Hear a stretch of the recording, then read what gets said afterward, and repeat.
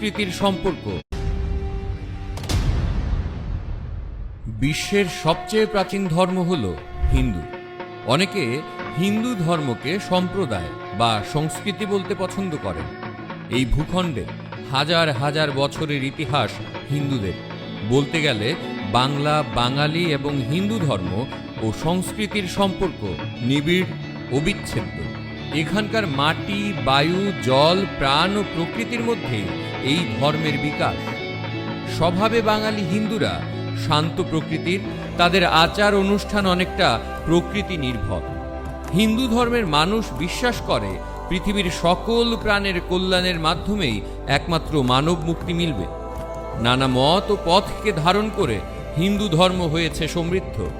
হিন্দুরা বিশ্বাস করে জননী জন্মভূমি স্বর্গাদপি গরীয়সী, যার অর্থ মা এবং জন্মভূমি স্বর্গের চেয়েও বড়।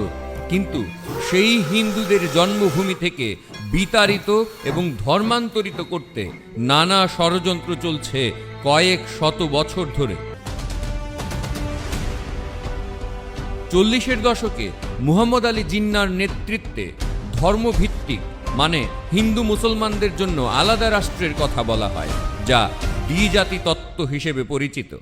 দ্বিজাতি তত্ত্বর মাধ্যমেই এই ভূখণ্ডে ধর্মীয় সম্প্রীতিতে আসে চূড়ান্ত আঘাত। শুরু হয় সাম্প্রদায়িক দাঙ্গা, হত্যা করা হয় হাজার হাজার হিন্দুদের, মুছে যায় হিন্দু নারীদের সিঁথির সিঁদুর।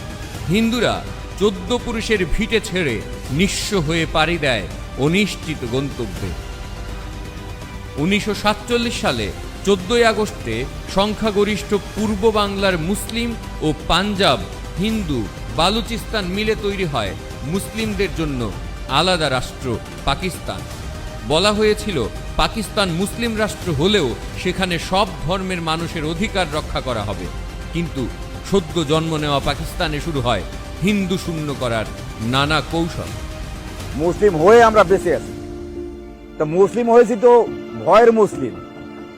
ওরা যখন নামাজ পড়তো আমরা বলতাম ভগবান, ওরা তো কইতো আল্লাহু আকবার, আমরা তো মনে মনে বলতাম ভগবান তুমি যা করো। তিন দিকে রাস্তা নিয়ে আর ফায়ার করতে করতে এসে আমাদের বাড়ি সব ঘেরা দিয়ে দেয়। তো বড় বাগান, আমাদের বাড়িটা হয়েছে রান্না করছি, খাইতে পারি নাই, না চালিতে ফুয়া পুকুরে বাসায় নিয়ে যাইতাম, আবার কে নিয়ে যে খাবার হালাই দেবে, আর তারাই টাকা দিয়ে ফুয়া আমরা গঞ্জে দৌড় দিতাম। কি করবো, আমাকে তো বাঁচবার উপায় নাই। এদেশের হিন্দুদের তখন তৃতীয় শ্রেণীর নাগরিক হিসেবে গণ্য করা হতো। হিন্দুদের রেখে যাওয়া সম্পত্তিকে বলা হতো এনিমি প্রপার্টি বা শত্রু সম্পত্তি। ভারত বিভক্তির 24 বছর পর দ্বিজাতি তত্ত্বকে ভুল প্রমাণ করে হিন্দু, মুসলমান, বৌদ্ধ, খ্রিস্টান সবাই কাঁধে কাঁধ মিলিয়ে সাম্প্রদায়িক রাষ্ট্র পাকিস্তানের বিরুদ্ধে লড়াই করে জন্ম দেয় সেকুলার স্বাধীন বাংলাদেশে।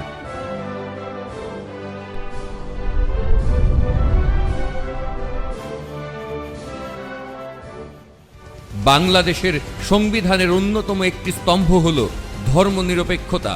কিন্তু বিভিন্ন সময় এই ধর্মনিরপেক্ষতা শব্দটিকে বিভিন্নভাবে উপস্থাপন করা হয়েছে।